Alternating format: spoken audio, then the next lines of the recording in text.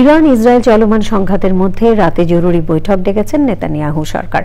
আবারও ইরানে হামলার পরিকল্পনায় মার্কিন প্রেসিডেন্ট ট্রাম্পের ব্যক্তিগতভাবে সম্মতি দেওয়ার তথ্য জানিয়েছে ওয়াল স্ট্রিট জার্নাল। এদিকে ইরানের সর্বোচ্চ ধর্মীয় নেতা হুঁশিয়ারি দিয়ে বলেন, যুক্তরাষ্ট্র তেহরানের মাটিতে হামলার চেষ্টা করলে অপূরণীয় পরিণতি হবে। আবার ইসরায়েলি প্রতিরক্ষা মন্ত্রী বলেছেন, ইরানের সর্বোচ্চ নেতাকে নির্মূল করাই তেল আবিবের লক্ষ্য। সুব্রত গাইন জানাচ্ছেন।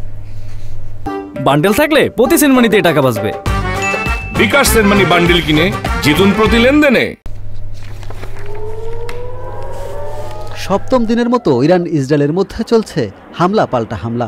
এরই মধ্যে ইসরায়েলের হাসপাতাল, সামরিক স্থাপনা সহ বিভিন্ন জায়গায় হামলা চালিয়েছে ইরান। এতে বেশ কয়েকজন আহতও হয়েছেন। পাল্টা ইসরায়েলও ইরানের অনেক জায়গায় ক্ষেপণাস্ত্র হামলা চালানোর দাবি করছে।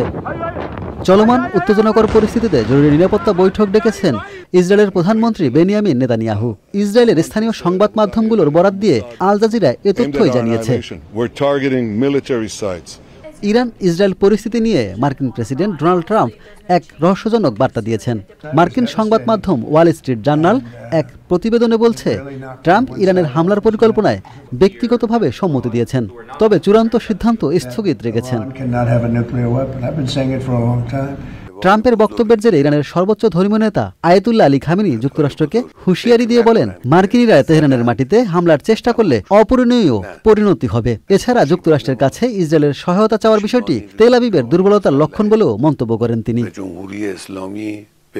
এর আগে খামেনিকে হত্যার হুমকি দিয়ে ইসরায়েলের প্রতিরক্ষা মন্ত্রী ইসরায়েল কাইজ বলেন, খামেনিকে আর বেঁচে থাকার সুযোগ দেওয়া যায় না। এখন তাকে নির্মূল করাই ইসরায়েলের যুদ্ধের একমাত্র লক্ষ্য। ইরান ইসরায়েল ইস্যুতে রাশিয়ার প্রেসিডেন্ট ভ্লাদিমির পুতিন ও চীনের প্রেসিডেন্ট শি জিনপিং এর মধ্যে ফোনালাপ হয়েছে। এতে উভয় দেশ এই সংঘাত নিরসনে বড় শক্তিধর দেশের হস্তক্ষেপ কামনা করেন। Subrata Gain, channel I.